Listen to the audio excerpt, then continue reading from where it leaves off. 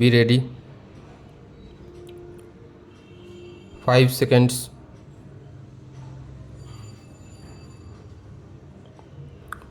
Start.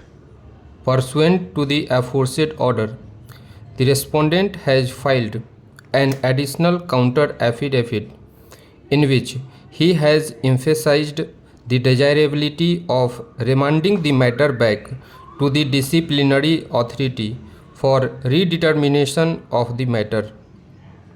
He has emphasized that failure to supply the inquiry report to the delinquent deprives him of making a proper representation to the disciplinary authority before that authority arrives at its own findings with regard to the guilt or otherwise of an employee. This admittedly not having been done, clearly the respondent was prejudiced in submitting his defense. Even if this court concludes not to remand the matter back to the disciplinary authority, at least it has to be remanded back to the High Court. He has stated that a number of points were raised before the High Court which have not been considered on merits, as the High Court decided the writ petition only on the ground of non-furnishing of the inquiry report. Since the inquiry officer and the disciplinary authority had concluded that some of the charges have been partially proved and others completely proved, it was necessary to supply the findings of the inquiry reports. Only on knowing the reasoning of the inquiry officer could the respondent give an effective explanation.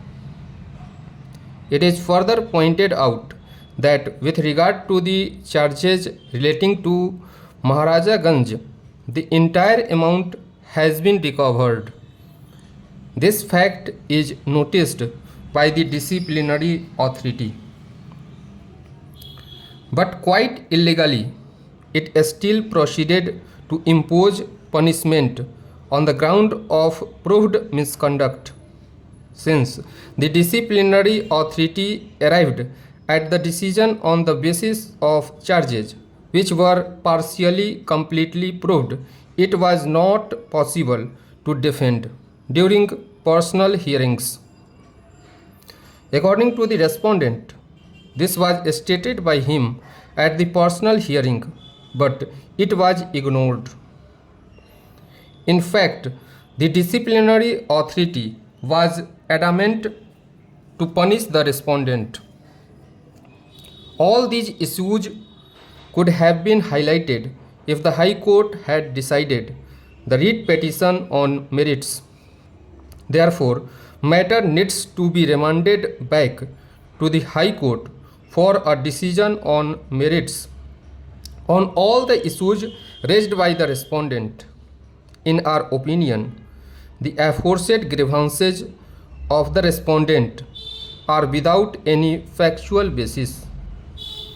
The petitioner has placed on the record of this court the translated copy of the charge sheet, reply of the respondent to the charge sheet. Stop.